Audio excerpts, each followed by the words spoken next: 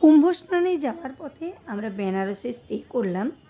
তো এখন দুপুরবেলা বেনারসে লাঞ্চের জন্য বেরিয়েছি। তো হোটেলে গিয়ে দেখলাম বেশিরভাগ হোটেলেই হয় খাবার নেই, নয়তো অলরেডি খাবার অর্ডার করে মানুষজন বসে আছেন। প্রয়াগে কুম্ভ স্নানের যে ভিড়, সেই ভিড় বেনারসেও উপচে পড়ছে। এতটাই ভিড় রাস্তায় যে হাঁটাচলা প্রায় করাই যাচ্ছে না। তো যাই হোক, অবশেষে একটা হোটেলে বেশ কিছুক্ষণ অপেক্ষা করার পর আমরা সেখানে খাবার পেলাম এবং লাঞ্চ সেরে এখন যাচ্ছি আমরা বেনারসের ঘাটের দিকে, বেনারসের ঘাটগুলো ঘুরে দেখবার উদ্দেশ্যে।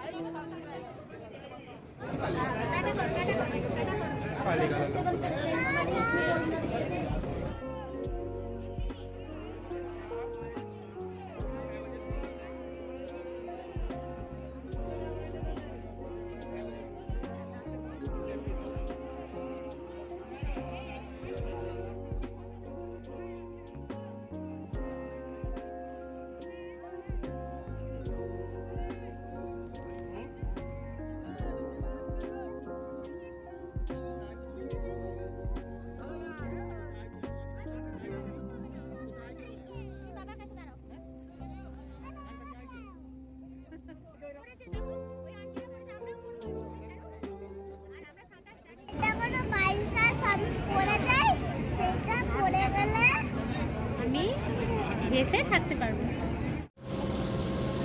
আমরা এখন নৌকায় চড়ে বেনারসের যে বেশ কয়েকটি প্রসিদ্ধ ঘাট, সেই ঘাটগুলি দেখবার জন্য বেরিয়েছি।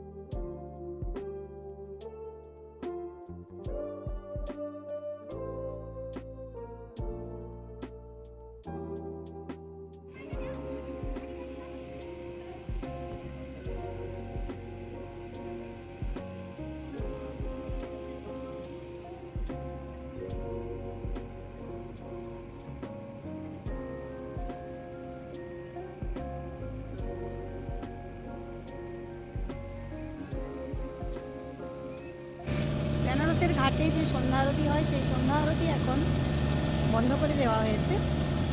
তো আমাদের সন্ধ্যা আরতি দেখা হবে না।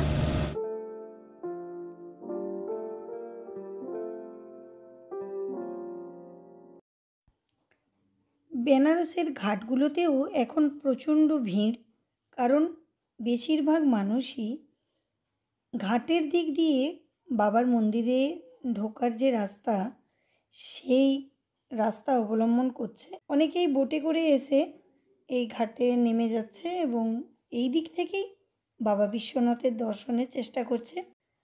কারণ সামনের দিকে মন্দিরে ঢোকার যে রাস্তা, সেখানেও প্রচণ্ড ভিড় এবং প্রচণ্ড লাইন। 6-8 ঘন্টা করে লাইনে দাঁড়িয়ে থেকেও মানুষ ভেতরে ঢোকার সুযোগ পাচ্ছে না।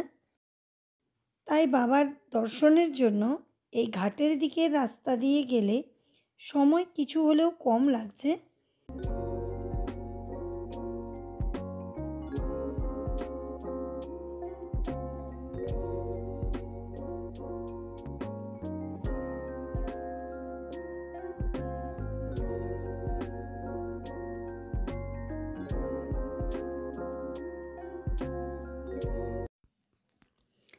নৌকায় করে বিভিন্ন ঘাট দেখতে দেখতে আমরা অবশেষে এসে পৌঁছালাম মণিকর্ণিকা ঘাটের কাছে। মণিকর্ণিকা ঘাট হলো গঙ্গার তীরে অবস্থিত শ্মশান ঘাট, যেটা দশাশ্বমেধ ঘাট এবং সিন্ধিয়া ঘাটের মাঝে অবস্থিত।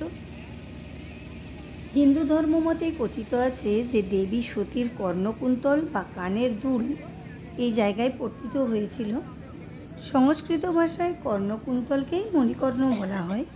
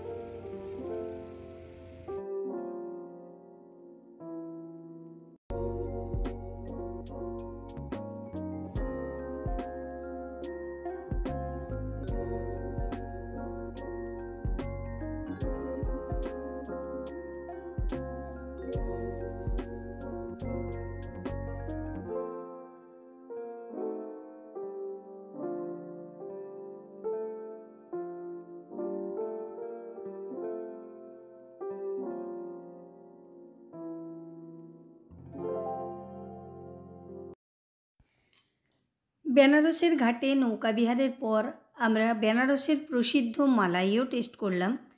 তবে মালাইও সম্পর্কে এত কিছু শুনেছিলাম, সেই অনুপাতে আমাদের মালাইও ভালো লাগেনি।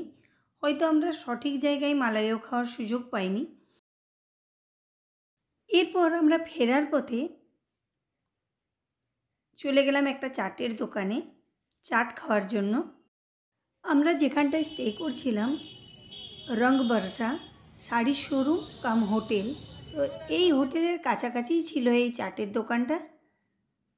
চাটটা খেতে বেশ ভালোই ছিল। বেনারসে আমরা এসেছিলাম বাবা বিশ্বনাথ দেবের মন্দির দর্শনের জন্য। আমরা প্ল্যান করে এসেছিলাম বেনারসে 2 দিন থাকব, কিন্তু রাস্তার জ্যামে আটকে পড়ে আমাদের সেই সুযোগটাও হাত থেকে চলে গেল। আর পরের দিন সকালেই ছিল আমাদের প্রয়াগে যাওয়ার কথা, সে কারণে আর মন্দিরে ঢোকার সুযোগ আমাদের হলো না। বাবা বিশ্বনাথ দেবের দর্শনের জন্য আবার যেন বেনারসে আসতে পারি সেই কামনা রেখে এবং বাবা বিশ্বনাথকে মনে মনে প্রণাম করে আমরা পরের দিন সকালে প্রয়াগরাজের উদ্দেশ্যে রওনা দিলাম।